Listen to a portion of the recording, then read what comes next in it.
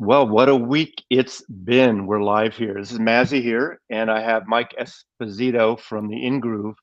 And this video, this live stream and video, is going to be up on the channel after this, was planned before. In fact, I should ask Michael, hey, how's your week been? It's been stressful, actually. Yeah. Well, we'll get into that in a minute. But what the concept of this is a concept that I've been wanting to do for a couple years, and it just hasn't worked with anyone. As you know, who watch my channel, I worked in the record industry from 73 to 83. First in retail stores in San Francisco, from the California chain, the Warehouse Records, and then a Bay Area chain called the Record Factory that had, when I worked there, 6 stores and then up to 18 stores. And later they got sold to the Warehouse. And then I worked for ABC Records doing first merchandising and then marketing and promotion for the last 2 years of their existence in 77, 78 until 1979 when MCA bought them. I got laid off. A month later, MCA hired me again for the continuity. So my period of time, just to give you a visualization, was this was the first record I promoted, which is the second Tom Petty record. And I remember every Monday morning, I had to call up the stores that would be called by Billboard and Cashbox and Variety and say, hey, can you give Listen to Your Heart like a top five?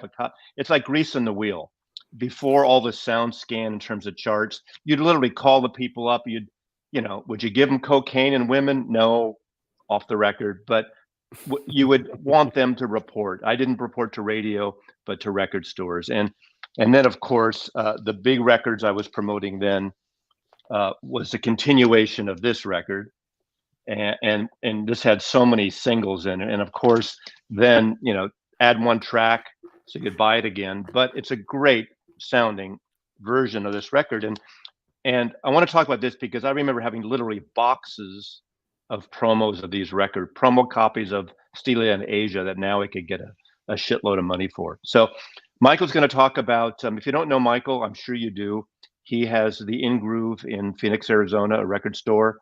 He has an amazing online channel, and I'm a fan because during the pandemic, when I couldn't buy records, he had one of the best e-commerce sites, and I think that's important for record stores today, as best they can, to be able to sell the records online, especially during the pandemic. We learned that, and in Seattle here, with all the great record stores, except for High Voltage south of me in Tacoma, it's a shit show of buying records when they were all closed. So um, let's, Michael, do a little introduction. I know we've had a big news story this week, which we might get into a little bit if Michael feels like talking about that, but that wasn't the crux to this. And this was scheduled before all that started. So welcome, Michael. Thanks for doing this. Well, yeah, thanks for having me. So, yeah, I mean, I was a longtime record collector, and I did record shows kind of as a hobby long before I had a record store. But, we opened the shop up in 2015. It's funny you mentioned the online store because that really was, I never really intended to have an online store. That kind of just happened. The reason I inputted everything into a database was just to help me order. Because at the time, it was just me and my wife running the store. And I needed a way to keep track of things and organize things better. But it just so happened the software I used coincided with the ability to easily populate a website. So that just kind of happened. And it was the greatest stroke of luck because obviously, nobody knew what was coming, but the pandemic hit and it was there. Right. So that was by accident. I like to be able to claim it wasn't. Well, but, what I admire too over the last, I watch. If you don't watch, every Thursday morning he does the new releases, and I'm so surprised, except for the Toad guy who does some new release stuff. There's a few others, and I know I'm not dumping on him, calling him the Toad Man, but no one does like clockwork. Every morning I wake up at 6 a.m. Thursday morning on my time, and I see the new releases. And I do order from, I be honest with you, from Mike's store, but I buy a lot of stuff locally. So it reminds me that, okay, tomorrow, Friday, I need to go to Easy Street or the places near me and pick up those records that I didn't order. Because whenever possible, I try to order brick and mortar locally, but it's not always possible. I know Mike gets into some of the audiophile stuff he'll talk about. But I admire that. But during that time, even the last 6 months alone, every few weeks you seem to say, "I just updated the site. I just updated." You're improving it, and I'm finding that most people who have independent single record stores almost don't know or don't give a shit about the business side of it. They like records, as I do, but they don't give a shit about the business marketing side of it. So for me, like I truly listen to every single comment that comes on the channel and also every single comment that comes through email.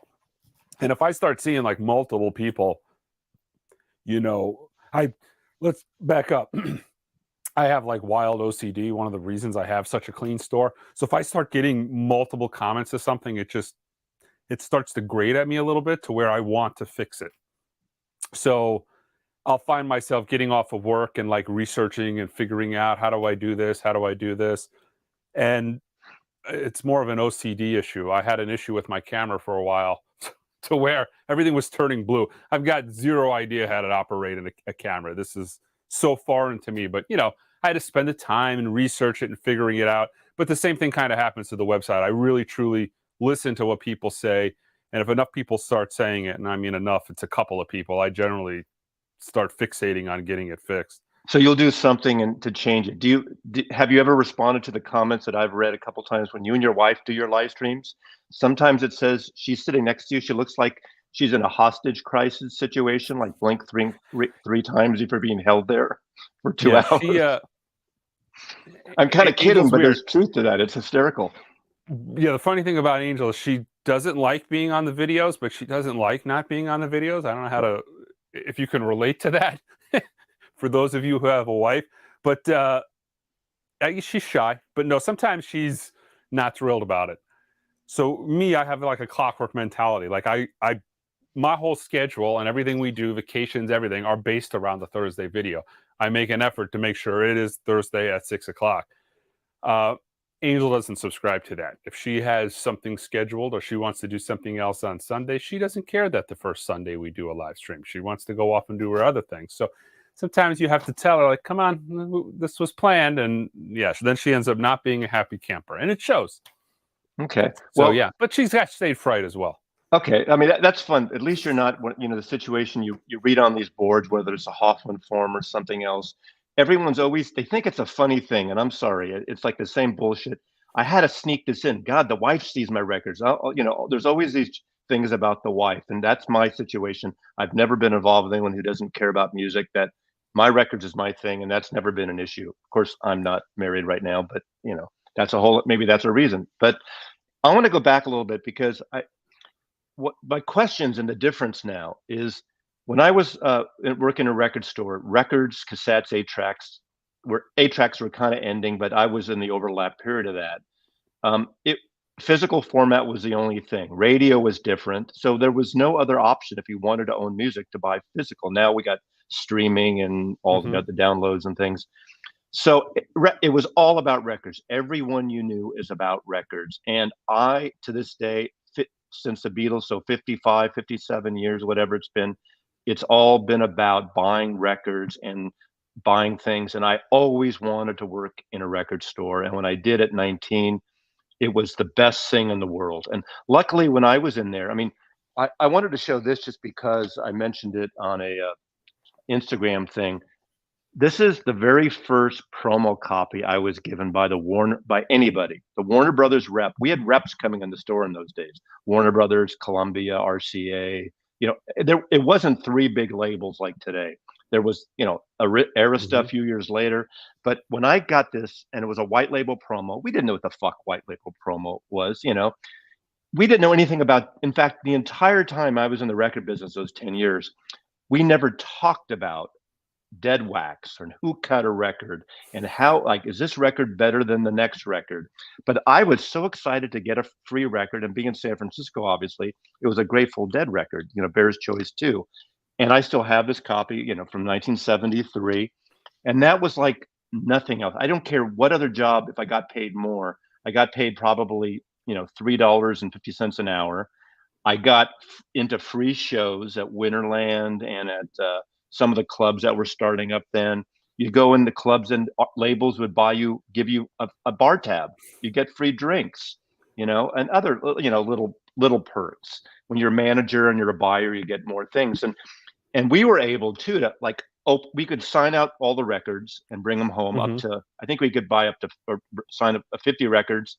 We bring them back in, or we would bring in cleans. Cleans were records that were not promos, not stamped. So we'd go to used stores, buy shit ass records that were clean, trade them in for the good ones we want, and we were able to ship back stuff to the labels. Now today it's a different thing. I know record store day, you guys are limited. So talk about that. About, are you getting stuck with product that you can't ship back, that you can't sell, or So defects? I think that's like the most significant change that is very under talked about. So when you from the major distributors, you cannot send things back in the sense back in the day if it didn't sell after a certain amount of time, or like a magazine, it was a cutout and you could send it out. That wasn't an option. You can't send things back that you just simply can't sell. If something is damaged or defective, you can open up a return and send it back, but it is so difficult and so time consuming. I mean, it would literally take me 4 or 5 hours to send back a record of total time. And I'm talking over the course of months. Wow. It is so difficult to send stuff back, it's not worth it. So Yeah. if it's a major defect, I'll throw it in the dollar box. Maybe somebody will want the jacket or something of that nature. Uh, or I'll throw it away because the time formula just doesn't work out. I Interesting. can't Interesting. pay somebody 5 hours of labor to send back a $20 record. So, yeah, you can't send it back if it doesn't sell, and you can't really easily send anything back if it's defective. So it's unfortunate for I don't sure. understand. I mean, I'm not going to get into the weeds on this, but that's something that I just think, how can these companies do that? When a manufacturer makes something, they have to guarantee it. And for them, I guess they could cut you off from not buying stuff, but if you return too much, and I totally get where some people are too picky. Like, oh my God, there's a click here, there's a little thing there. I'm probably more forgiving, and I consider myself, I don't know if it's my rig. I got a decent rig, not what you have or Michael 45, but an MC cart, a Hannah.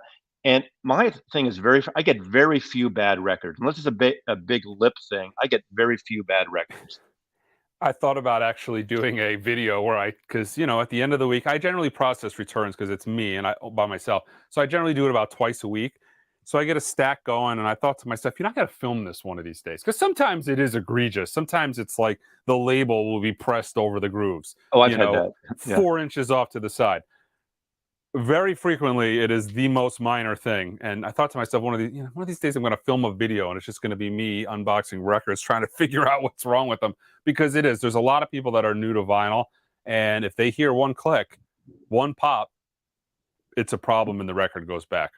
Right. Those are going to be, in general, very unhappy vinyl buyers because, Well, people yeah. expect, especially when we'll get into things like the analog productions and Mofi and all those. When you're buying a quote a premium audio, is paying a lot, you expect to get it perfect. Now, as we all know, vinyl is not a perfect medium. It just never will be. You get other things, and perfection and quietness is not the ultimate thing.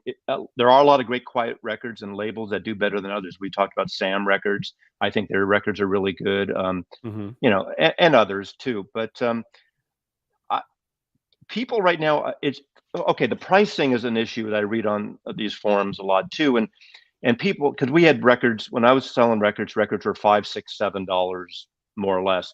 The thing is, in those days, what I wanted to talk about, we had list prices. So every record like was a 498 list, and then Mm-hmm. everyone raises a price to 598 list. If a record was a 598 list, all the quote discount store, the Tower Records or Record Factories, Warehouse, Sam Goodies would sell it pretty much for $1 off. Once in a Yeah. while, you'd get it a little more off. You'd have like maybe RCA month or Warner Brothers month, and they would give you co-op dollars to advertise, which is probably not even close to happening these days because Well, you don't have to surprisingly, it advertise. happens with CDs, Yeah, but it doesn't happen with vinyl. So they will give you discounts and incentives and like marketing promotions for CDs, but you don't see interesting, it on vinyl.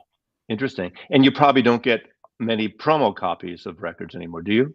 Zero promo copies. Yeah, yeah. I mean, that was the thing. Like, Yeah. we all remember these, and whether it's white label or not, or the Warner Bros. I mean, I love that Warner Brothers thing, Hmm. and I just love those stickers. And again, we didn't. look at stamp promos as anything better, and we didn't realize they were early off the press technically and things like that. So, but people are talking about, okay, 5, 6, $7 records. I know inflation is a whole complicated thing, but that's a 25 to $30 record today. So when people say records are too expensive, now granted, a lot of these older people like myself are older. They're not making what they made then, or your rent was a Hmm. lot cheaper. Everything is out of whack these days with inflation and money. But a record, and we have the option of streaming, which is virtually free. I mean, really. So I actually do this quite frequently because I hear it all the time. Records are wildly expensive. They're too expensive. So if you go into an inflation calculator, 1969, $5 was $40.37 today. Yeah, So yeah, yeah, records aren't cheap in an era of free music, you know, but they're not really any more expensive than they ever were. yeah. Well, like this is a question. Okay, non-film warped records. I'm sorry that happened to you. I have Toast here, and I've been playing it like all week, and my copy, 2 LPs. My copy is fine. I don't know if it's luck or the draw or again my system. I didn't hear any issues on that particular record. Um, okay, records are a luxury product. I don't think so. I just, you know, you can't get cheap records. For instance, and I probably, I'm saying this against a record store owner, and I'm not promoting the big thing. I just read someone went out and Target's been getting a lot of records, so someone went to Target and bought all these like, you know, Abbey Road, not Abbey Road, but a bunch of hit records for $7 to $14 because they're getting rid of a lot of their stock in stores, and it's half price. So it just depends, you know. I think this year is the first time I've actually noticed you're starting to see a lot of discount records. That toolbox set is a prime example. Oh, The better your styles, the better you set your cart, the less noise you like. I agree, Michael. Another Michael here, Poetry on Plastic. Yeah, I just think, I, when if you on the forum and people are talking about a certain record, now there are definitely problems. I'm sure Liam's having problems. He has a good setup, but I think a lot of people don't have their turntables or their systems set up correctly.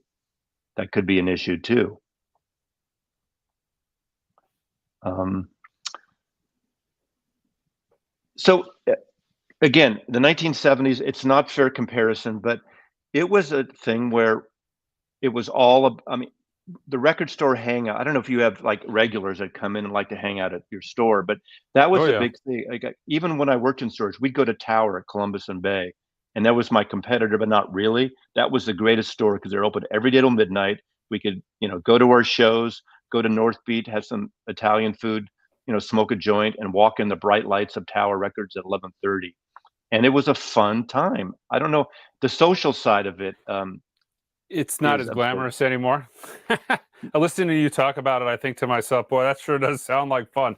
That's not the case anymore. I mean, I still get people that come and they hang out. I've got one guy that comes we close at 7. I got one guy that comes every single day at 6:50. And it's so much, he's so consistent about it. If, he shows up at 3 o'clock one day, we all get confused. But, people come, they hang out, but it's it's not like it was even when I was a kid in the 90s. So it's definitely changed quite a bit.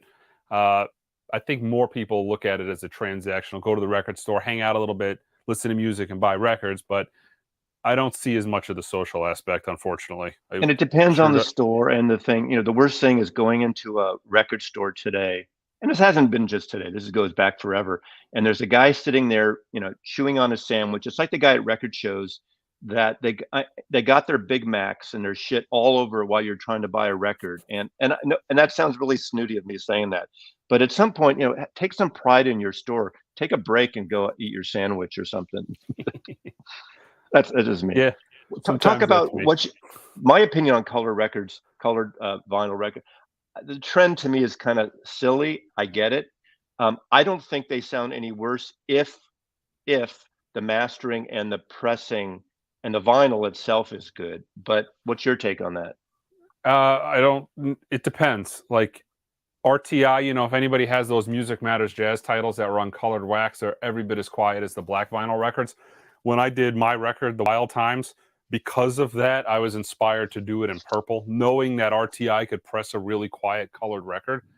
But the thing is, with colored vinyl, most of the people that do colored vinyl and specialize it are some of the lesser quality plants. So they kind of become synonymous with being more noisy. But that's just because if you want a wildly colorful record, a lot of times it's something that you would go to, say, United for.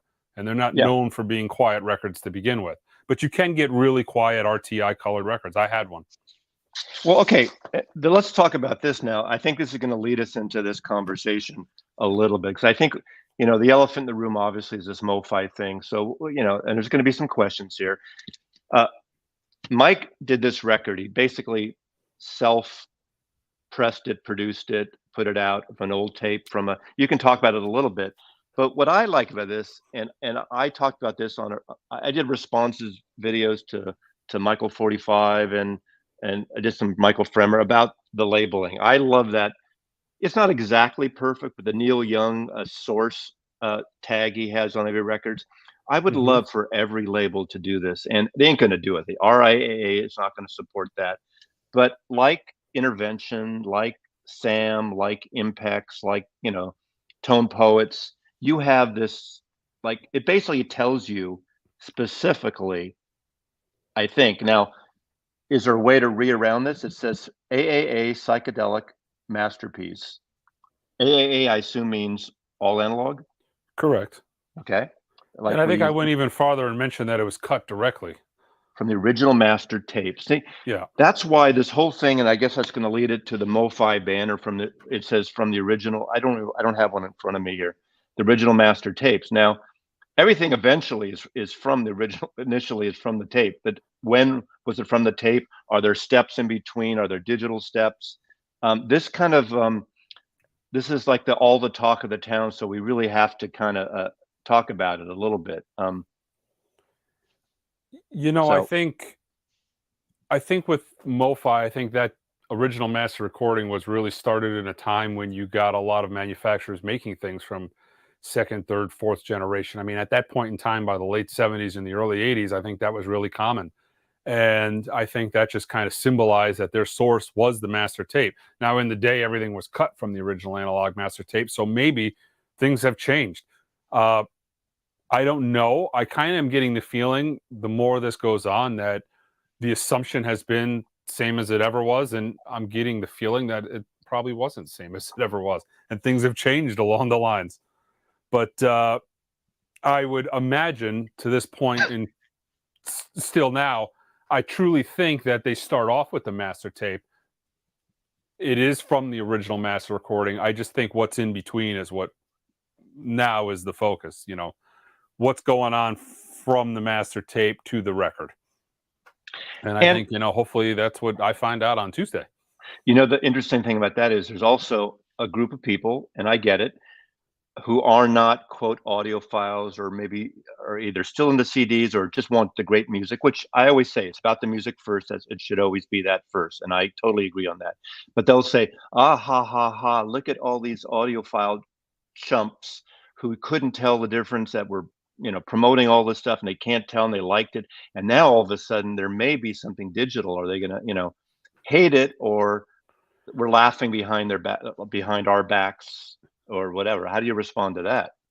I would never claim that I could hear it because, there are some great sounding digital records. And at first I thought to myself the same thing. I'm like, man, boy, I kind of look like I have egg on my face here because I've always been preaching analog.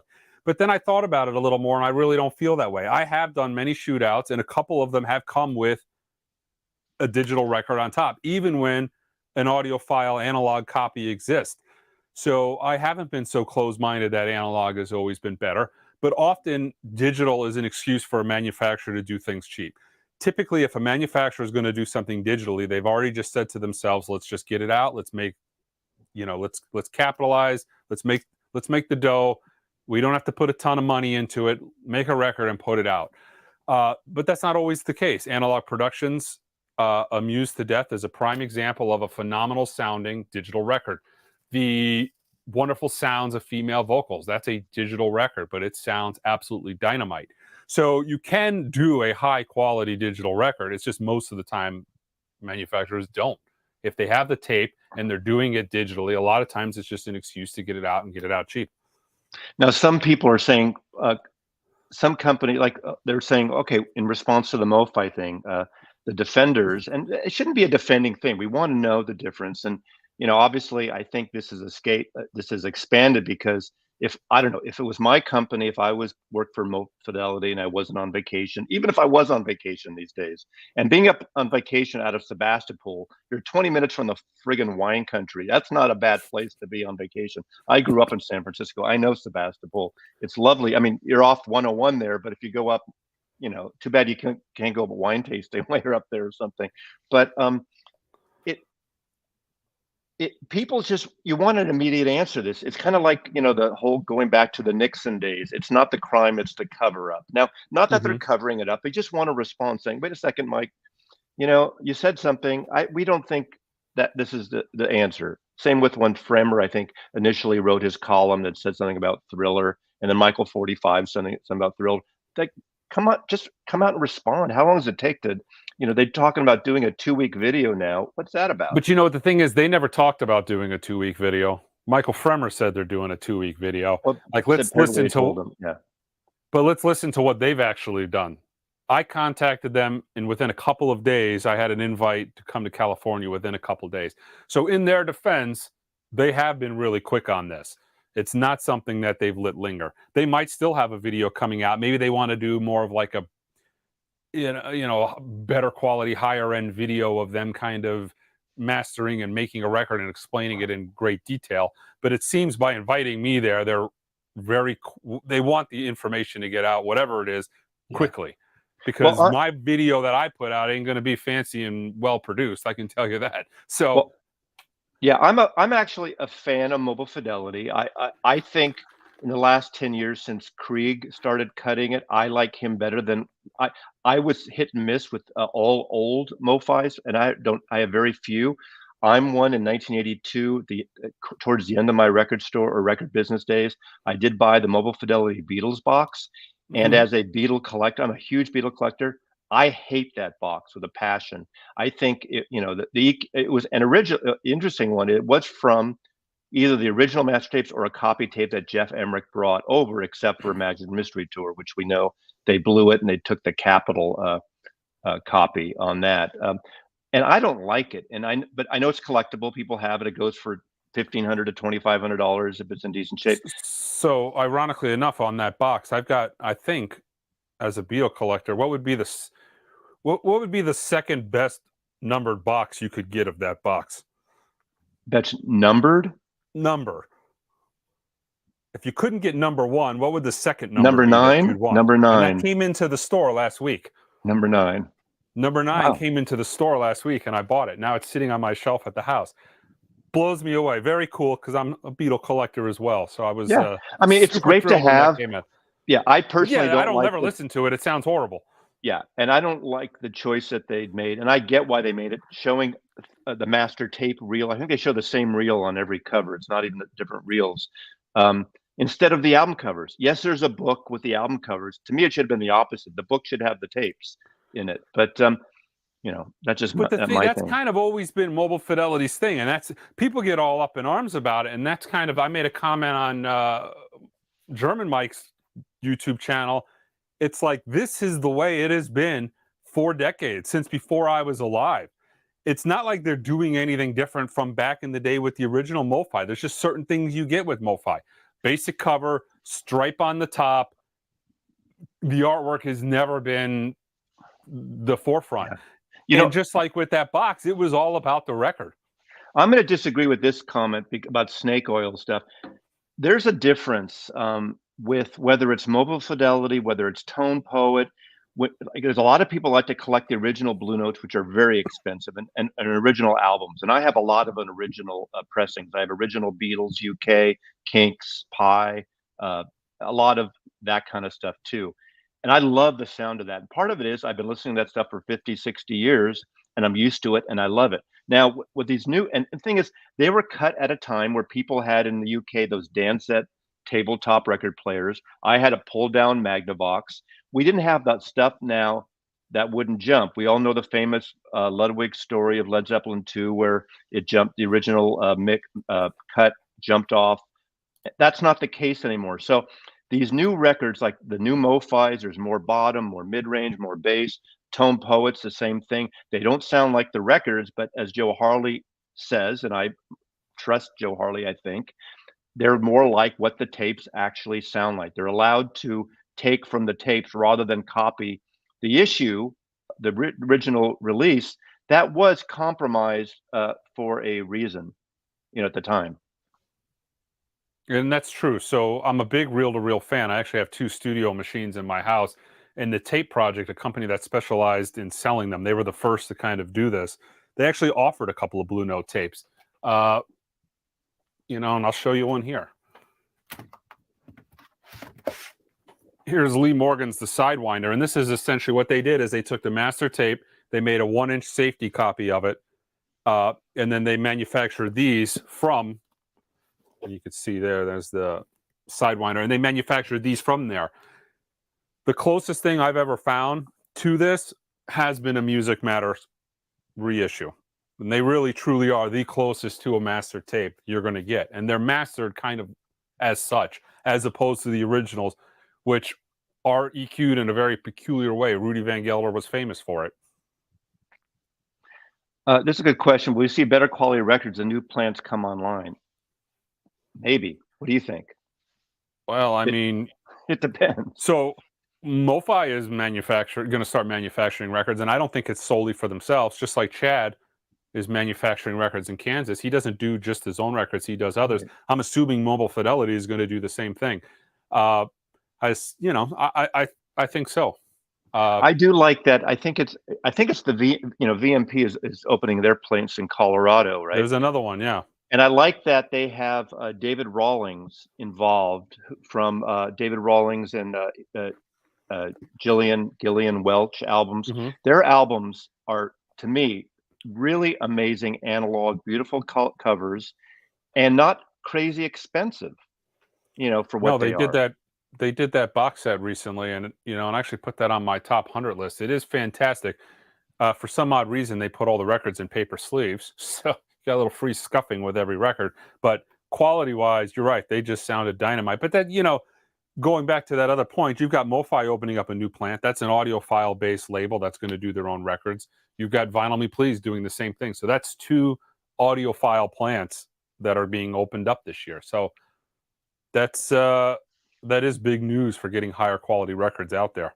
And pressing plant, and jackets, printers. I mean, I can't believe that Stoughton is. Everyone uses Stoughton almost like as a verb or as a. I mean, it's kind of become like Frigidaire or Kleenex or something. There are other printing companies, but the printing is complicated because of especially in the West Coast, the EPA stuff and all the the inks and stuff. That's why for years you used to get better printing in Japan because they didn't give a shit about that stuff for a while. So there is, it's not just Stoughton doing it now. So you'll notice some of the newest Verve series reissues, the jackets are slightly different and they don't say made in Stoughton anymore. So there is another plant that's doing similar work. But for the most part, from my knowledge, it's Stoughton and it's this other place are the only 2 people really doing that heavy quality tip-on jacket. Yeah. I mean, it's a lot of work, and going back to the 1970s. I don't know, since I'm not in the record business anymore. I don't know how much you want to talk about this, but I remember seeing invoices and stuff. And when I was with the Record Factory, when we had 7 stores initially, we had our own distributor, and it was called Mighty Fine Distribution on Howard Street in San Francisco.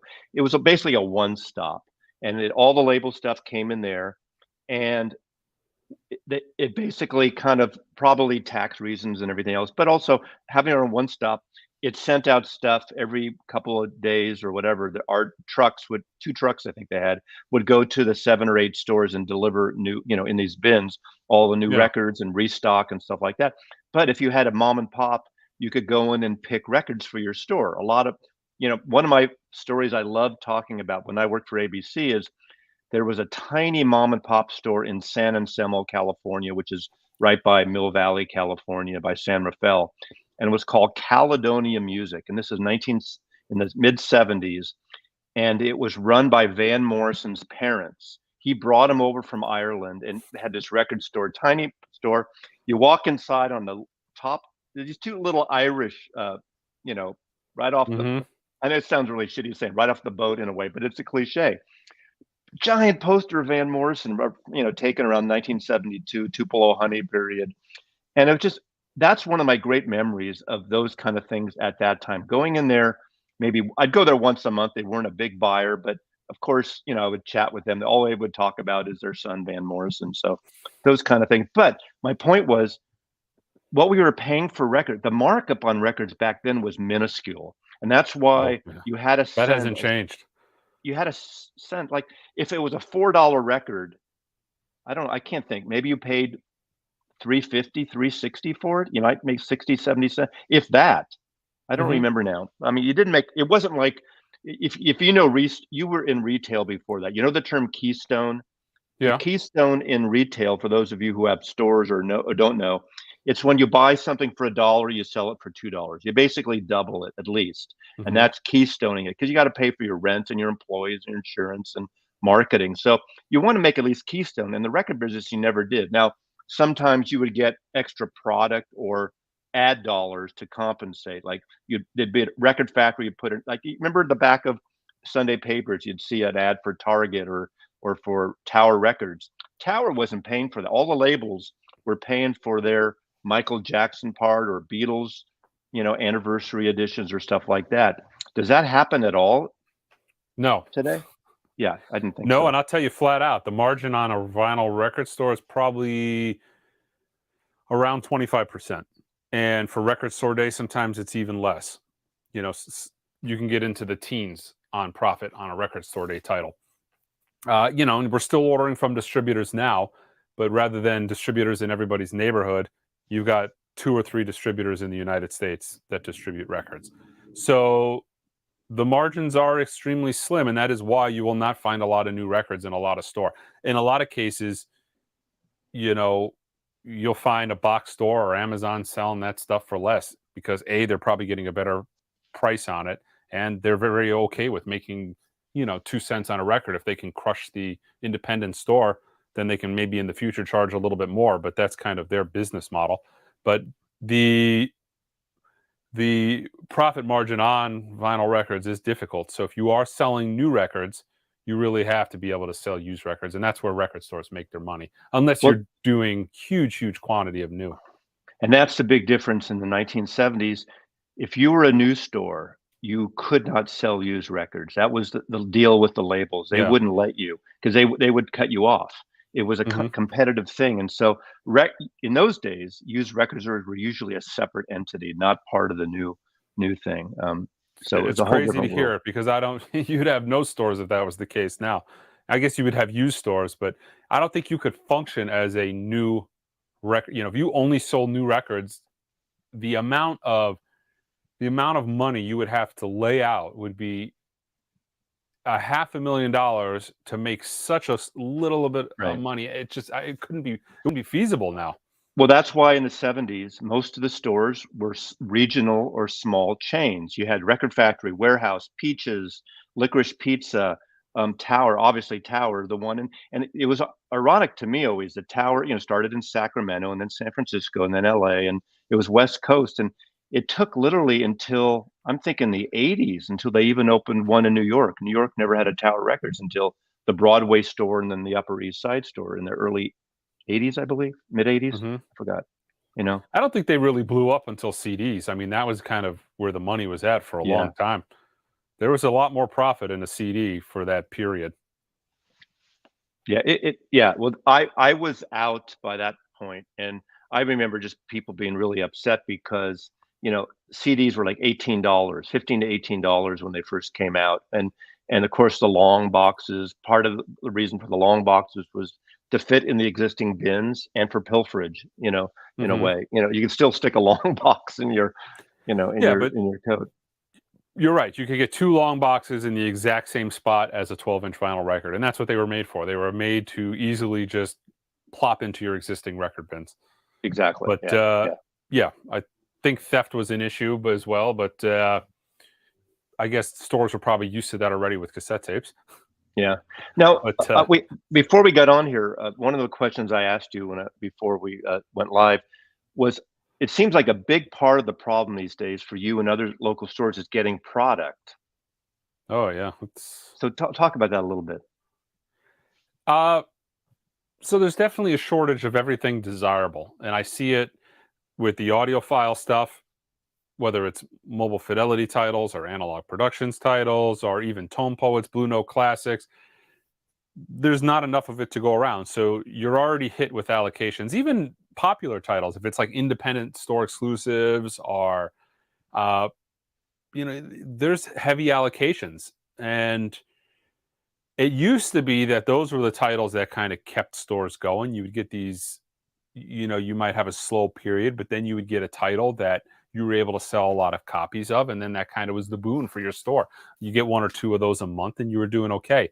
uh, but now it's become very difficult to get those titles.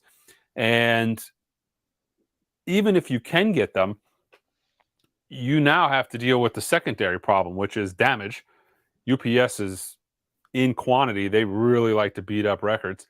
Wow. And you start having issues receiving records, becoming lost, damaged. You, you would laugh if you've seen how many records I get. Probably a half a pallet worth of damages a week that come into the store. When I go through orders and I pull out all the seam splits, corner dings, I mean, it's a massive quantity of stuff that gets damaged. So there's problems all around getting allocation, and then after you get allocation, hoping it comes in one piece. And some titles are really bad. I mean, there was a couple of Universal titles that were just, the Nirvana Nevermind was a prime example, and the Marvin Gaye Let's Going On. I mean, that was a huge problem. There's just been a lot of those titles lately that are so hard to get. I know it's not a competition, but do you think you or Michael 45 in Germany gets a bigger pallet shipped to him every week? That's kind of a okay. So, okay, Paul He Baraka does buy Dub. a lot of records. Right, right. Yeah, I'm kidding. I love Michael. I know there's always there's like competition out there. What the fuck? I mean, I don't give a shit. I say fuck on my channel. It's not a big deal. People get upset. But Paul asked a question about playing records in stores. Going back to the 70s, we would play records in stores, obviously that we liked. We'd open things up and play them. But also, because we were a small chain, we would get co-op money from, whoever it is. And we'd have to, for instance, every hour or every 2 hours play, the new Van Halen record every hour, whatever the Yeah. deal was. Or we had to play like 6 Warner Brothers records a day if it's Warner Brothers month, things like that. Sometimes we'd have in-store play records, which are basically, the promo record that we'd have to play. But the worst thing that bugged me when I go into a store and I love something, when a store is playing a record and they don't have it for sale. I think that is the biggest bullshit. And if the worst case, they should sell me that copy. You're not there for your entertainment. You're there to sell product. Play records that you like at home. That's just my I, pet peeve.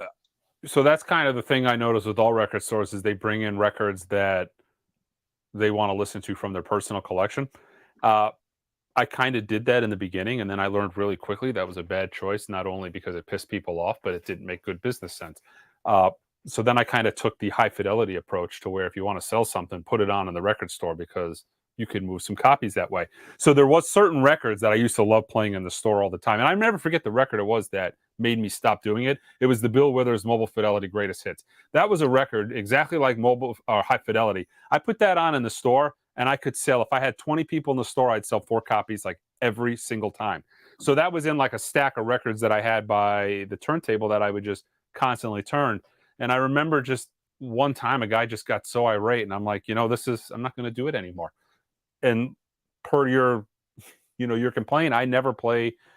I try my hardest not to play something that is not sellable because you're right, it agitates people There's big two time. there's two things about that I'm having flashbacks. They call sense memory of things back Hmm. in the 70s, and one is, and I can't remember right now which titles. I had a handful of them. There are certain records that every time we put on, we'd sell. In fact, Hmm. now because of this Impex, Saturday night in San Francisco, I actually went to the show at the Warfield, a Friday night show of that. Um, but there was an island record. I can't remember. I think it wasn't an import. It's a Paco de Lucia record, a solo record in Island Records with kind of a yellowish green cover of him on the cover. And it's a Mhm. beautiful Paco record. And that's what got me into him for the first time. And every time I would, when I was managing the store, I'd go down to one stop and I'd grab like 25 copies of that, which is a lot for a little store in that, Yeah. we're a medium sized store in San Francisco. And every time I'd play that, I'd sell 5 copies if there are people in the store. And then, of course, at the end of the day, in those days, we were open. I think we were open till 10 at night. On Friday, Saturday night, we're open till midnight. It was those days, and the bars across the street. Then, of course, someone would knock on your door at 12:01 saying, "I know exactly what I want." Please And sell it. yeah, exactly. But then there were certain records we'd put on at like, quarter to 12 or a quarter to 10 to get rid of people, like because they were so I can't think right now. And people are going to say Yoko Ono. No, it wasn't Yoko Ono, but it was some like there's a record that I really like by Genevieve Waite.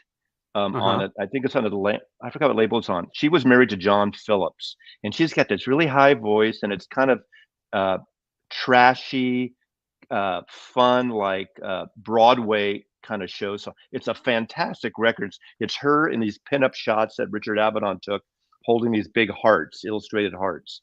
And she's got this high voice. And my boss and I, when I had a manager, loved that record, but we put it on and it would drive people out of the store too.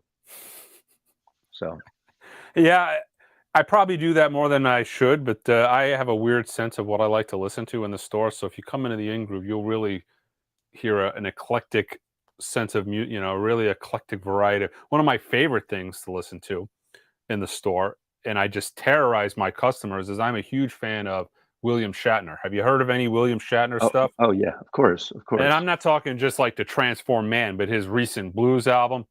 He did a cover of a bunch of stuff space related. I Bohemian like the one he Rhapsody. does with Ben Full Five, that album. Yeah, yeah. Yeah. I play it in the store all the time, and I get looks for sure. But I like playing squirrely stuff because, as a record store too, and I'm guessing this probably changed from the old days. I guess at the time they were new, but you were playing more new mainstream music. I find myself not wanting to listen to that, so I play the really bizarre and off the wall stuff. And every now and then I'll put something on like mainstream, the Bill Withers, the Talking Heads, New Order. But I really do like putting on the really bizarre, the bizarre stuff. You come into the store, you're going to hear some strange stuff. Well, yeah, that's yeah. I don't know how to respond to that, but that's the thing. Yeah, put on the strange stuff. But I I just love the thing is after a while. Okay, talking about records in the store, there were for 30 years after 1976, 77. I couldn't listen to 3 records: Rumors, Hotel California, and Frampton Comes Alive. Some will say they can't listen to those today, but I think they're obviously amazing records.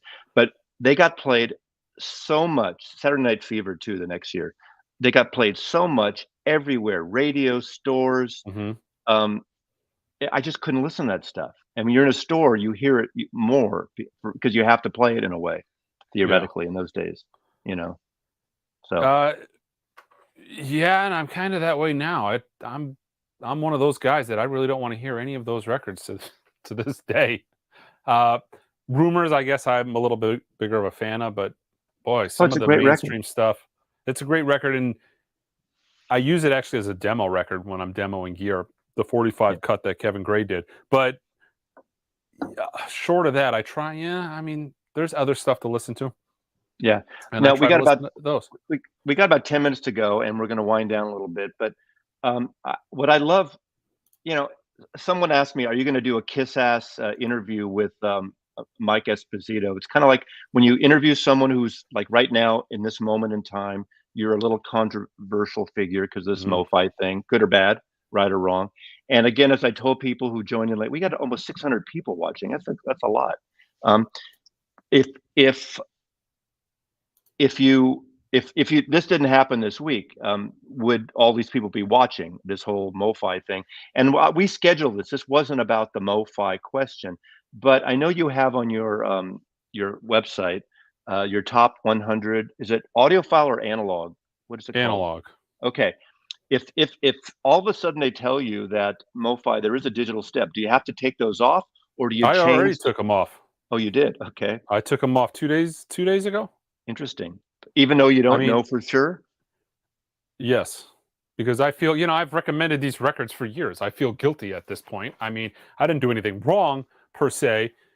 And I mentioned in a previous video, whether or not they're analog or not, they still deserve to be in a list of some of the greatest records. But the spirit of that list is analog records. And if I was to add digital records, there would be other choices that I would put on there as well.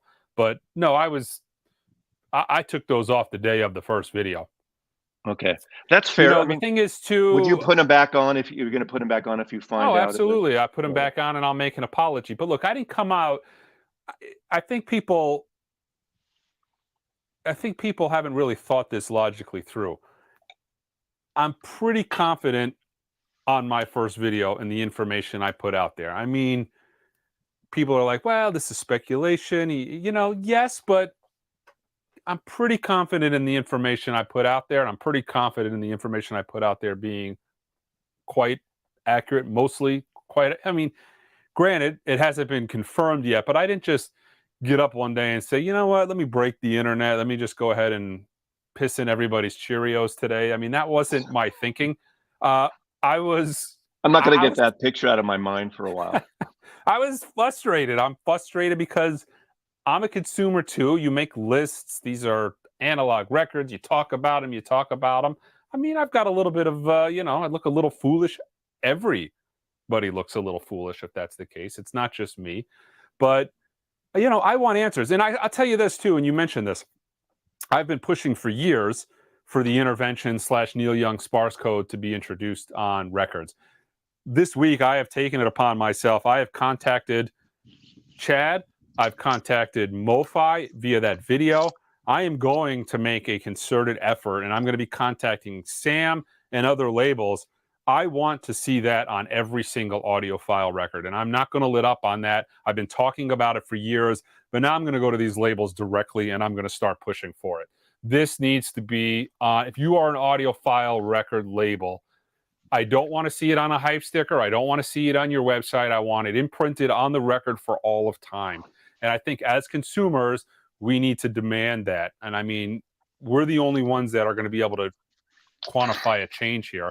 It's not Yeah, just going to, is manufacturers typically Universal don't do things on their own. is Universal and Sony going to want to do that? Probably not. But let's start somewhere. I mean, Yeah, we've got I intervention love it. doing it. They didn't do it in the beginning, but they're putting it on the back of all their records now. Let's get more and more people involved. I mean, that really is something I want to see more than anything. Well, And make my life a lot they simpler. did that in the very beginning of CDs. Remember AAD, ADDD, and then it just Yeah. kind of disappeared. And that's when we wanted digital. Now, Well, that's it's a the thing, different. and that's why they did it, because they wanted to be able to sell you the digital technology, and that's Yeah, kind of probably why that got going. Was like, look, we've got I digital know here. that It must be better. Yeah, they're closer though. Neo's closer, and Neo is more transparent than a lot of other people because he could easily not do anything, but he has got like the I think I showed a news. I forgot which one. A couple of his, he, as I said, Neil Young puts out a record every 6 days now, and That's he puts frequently. like if it's a digital thing, he'll put a digital. If it's analog, I mean, maybe there's a step. I don't know. I mean, there's a whole conversation about the uh, Planjet Project does not care about the sound and the product. Does care. Yeah, he does. Of course he does. I mean, he puts out a lot of records though. But I think as he's getting older, he's seeing mortality creep in, and he's putting all this stuff out. Why not? It's amazing. He's getting everything pressed. Intervention, I think, is the most transparent when it comes to it, because you're right. With the Neil Young, we kind of assume that there's no digital step in the process.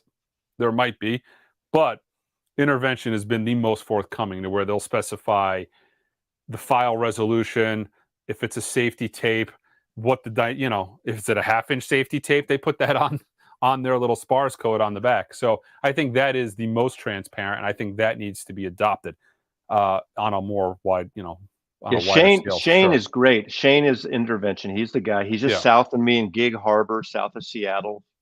Near Tacoma. And yeah, I have It's funny. I have the Matthew Sweet records and the Burrito Brothers records, and they're Hmm. friggin' amazing.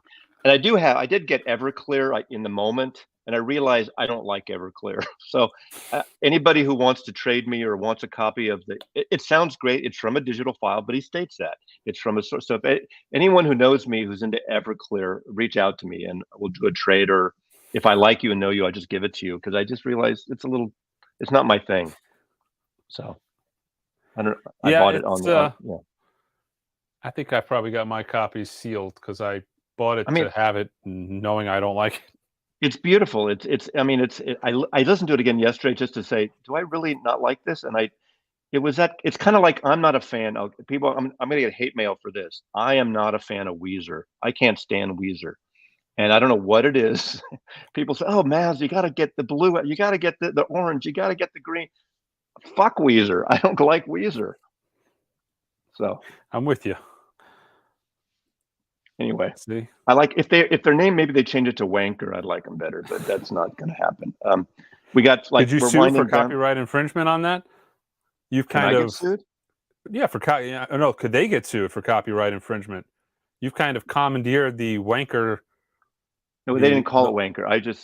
No, you have kind of commandeered it because you have a large amount of videos. Yeah, you know titling the people thing is, wankers. this is okay. We're winding down here.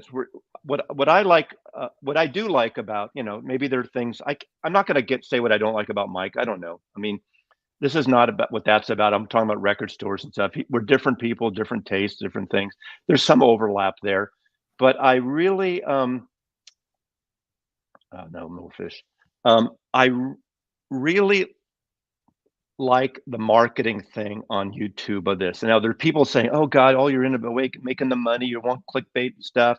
I think about the titles of my videos and when I'm doing them, but like for instance, when I do my random picks, my whack-a-moles, I didn't invent the term whack-a-moles. I just, people have been doing random polls forever. I just called it that, and it's become this little thing. Same with saying wanker. Mike does his his Thursday morning thing like clockwork. He's got his once a month Sunday things. People start expecting that, and whether they like the content, what he's talking about, and they like the personality. A lot of people don't like maybe what Mike does. They don't like him or they don't like my taste. That's totally fine. But they come back every Thursday for a reason. Yeah. Right? Yeah. So, Sometimes we're looking it's just forward. to complain. So are you flying into SFO? Is that it? Yes. Yeah. On my own dime, by the way. I've been responding a little bit in the forums and whatnot because, man, the information and the speculation is like rampant. Like, I'm paying for this trip. I'm not being supplied with airfare, and I wouldn't even actually take it. I'm paying for this trip. This is a fact-finding mission that I want to be on, and I'm paying for it. Well, getting out of SFO, you have to go through San Francisco, and it's a lot of traffic these days. So Yeah. you're going to go through San Francisco up. It's going to take you a good 2 hours. Get out of here. You'll see. You're going to Very report back disappointed. and say, Maslov, it took me. You're ruining my think. day. Well, are you renting a car? Actually, they're going to pick me up, I think. Oh, okay. Well, maybe that's better because renting a car, you'll be in line at the airport at the thing for 2 hours, and the car won't be available. Yeah. So they'll pick you up, go through SFO. You'll get stuck going to the Golden Gate Bridge, going up north. It's going to be hour and a half minimum. That's brutal. I could be wrong, well. but I hope you are. I grew up there, so and I know. What time you getting in? Like what time of day? I think maybe about 11 o'clock, I think. I actually originally wanted to fly into Santa Rosa, but the flights were a little bit more difficult to obtain. Got it. Okay. All right. Thank you, Michael. It's been a great pleasure. For those of you watching the live stream, 620 people. Thank you for watching. This will be up live, so you'll be able to, beyond this, you can make comments and you can watch it again if you missed the beginning.